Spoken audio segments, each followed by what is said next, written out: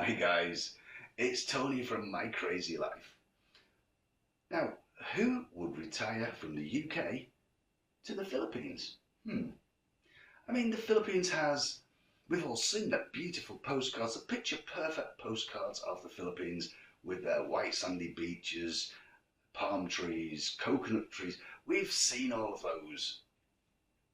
However, Philippines, although it may look like a paradise, hmm, you've also got to remember it has around about 20 typhoons a year, 6 super typhoons a year. It has earthquakes, it has volcanic eruptions, it has power outages, it has poor internet outside of the cities, it has oh, landslides, mudslides, floods. There's some corruption in the Philippines, and there's poverty everywhere, as well as rubbish. Now, who would want to live or retire to the Philippines? Well, I would. Okay, so the people of the Philippines are the most friendly, welcoming people I've ever met. They're so helpful. They go out of their way to help you. Filipinos are super friendly. So, what about the language? Well, most Filipinos speak English. In fact, so much so that all official documents that you may have to fill in, i.e., visa applications, driving license, visa extensions, they're all in English. Crazy. What about, let's think, what else is there? Well, healthcare. So, yes, healthcare is healthcare and it's expensive everywhere in the world.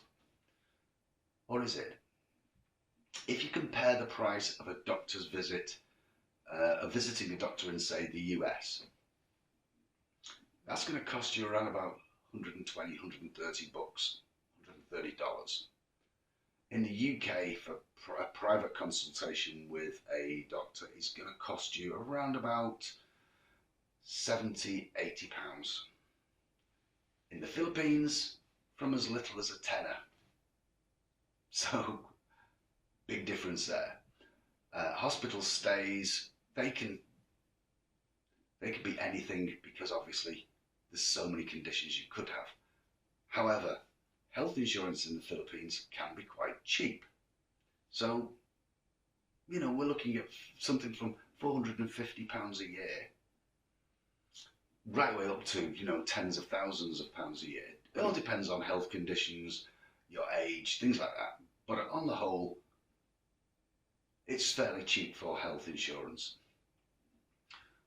So how about living expenses? Well, would it surprise you if I told you that the average rent for a UK house, a one-bedroomed house in the UK, currently stands at around about £700 a month? How about if I said a two-bedroom house is going to set you back about £800 a month, or a three-bedroom house is going to set you back about £1,000 a month? Okay, and we're not talking extravagant, they're kind of average prices. So how about in the Philippines, a three-bedroom house costing you between £300 and £400 a month? That makes a big difference. A one-bedroomed apartment or a one-bedroomed house, for instance, in the Philippines, is going to cost you somewhere in the region of £170 to £250 a month. Utility bills. Okay, so the electricity is comparable with the UK. However, in the Philippines you don't have heating on all the time. You may have the air conditioning on for a few hours a day, but on the whole, you're not going to use the AC all the time. Whereas in the UK, you have the electricity bill and the gas bill. In the Philippines, your gas bill is going to be tiny and your electricity bill is going to be roughly the same as it is in the UK. purely because you've got the AC on. If we reduce the hours of AC usage, the price comes down, obviously. But it's still going to be around about between £40 and £80 per month. So it's still comparable to the UK. How about driving? Well, you can drive on your British passport in the Philippines for about 12 months. After that, however, you have to get a Philippine license. But guess what? You just swap it. You have to take a test which shows that you know the road signs, Philippine road signs, and you need a medical. But that's it. Done. So, Philippines is looking better all the time. Now, yes, there are power outages in the Philippines, but they don't happen all the time. It's only occasionally.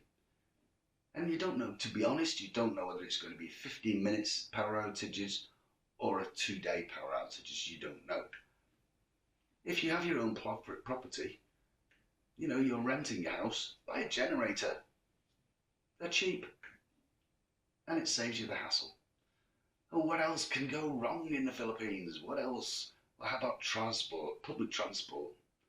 So, the average price of a day ticket in the UK is about £2.50 for a bus ride. Now, in the Philippines, we have lots of different options, especially if you live out in the province. So there's the trike. Usually starts at about 15 pesos per journey and goes anything up to 30 to 40 pesos. By the way, 40 pesos is about 50p. So no problems there. Well, how about in the towns and cities though? There's jeepneys. A jeepney ride starts off at around 15 pesos. 15 pesos is about 20 pence. Again, not a problem. How about Uber? Well, they don't have Uber in the Philippines, but they have is Grab. And a Grab ride can cost you anything from 150 to, depending where you want to go, obviously. But they're still cheap. You can get a bus between cities. Again, prices are very, very cheap. If you want to go to a different island, you can get the ferry, or you can usually fly. And an aircraft flight, a return ticket from Manila to Cebu, last time I went, which was around about 10 months ago, that cost me £45 return. Hotel rooms, well, hotel rooms in the Philippines are like everywhere else. They raise in the standards, but I found that if I stay at a 3-star or a 4-star place, that's fine for me. And the price, well, the last one I stayed at was 1,500 pesos per night. And 1,500 pesos is about £20. You can't beat that. So everything's on the up when you go to the Philippines.